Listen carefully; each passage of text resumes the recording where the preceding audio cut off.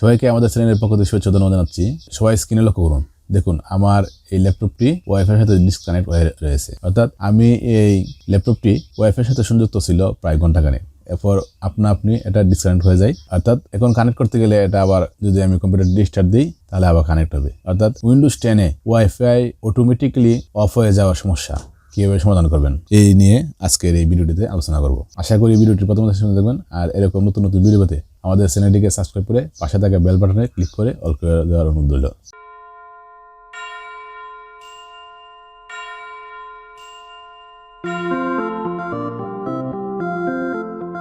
আরেকটি কথা, যদি ওয়াইফাই কানেকশন সমস্যা থাকে, অর্থাৎ আপনার ল্যাপটপ যদি ওয়াইফাই কানেকশন না পায় তাহলে কী করতে হবে এ সম্পর্কিত একটি ভিডিও আমাদের চ্যানেলে দেওয়া আছে, এবং এই ভিডিওটির লিঙ্ক আমি ডিসক্রিপশন বক্সে দিয়ে দিব, ইচ্ছা করলে আপনারা দেখতে পারবেন।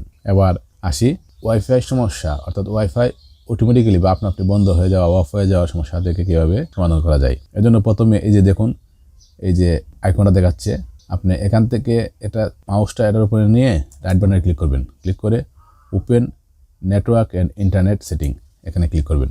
এখান থেকে আপনি যাবেন চেঞ্জ অ্যাডাপ্টার, অথবা আপনি এই যে স্টার্ট বারে যাবেন। স্টার্ট বার থেকে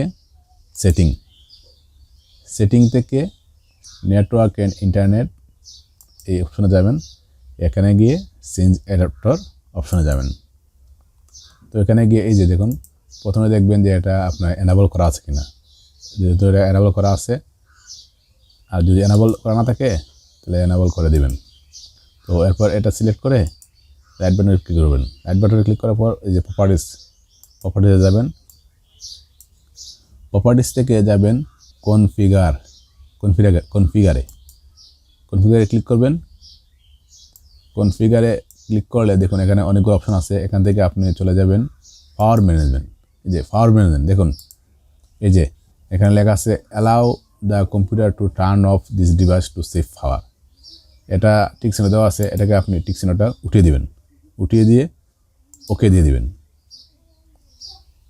আবার এটা সিলেক্ট করে প্রপার্টিসে যাবেন। প্রপার্টিসে গিয়ে কনফিগারে যাবেন। কনফিগারে গিয়ে ড্রাইভারে যাবেন। এই দেখুন ড্রাইভারে গেলে লেখা আছে যে আপডেট ড্রাইভার। তো আপনি এখানে ওয়াইফাই ছাড়া অন্য কোনোভাবে এটা নেট কানেকশন দিবেন। দিয়ে আপনি আপডেট ড্রাইভার দিয়ে দিবেন। আপডেট ড্রাইভার দিয়ে search automatically for update driver software এটাতে ক্লিক করে দিবেন।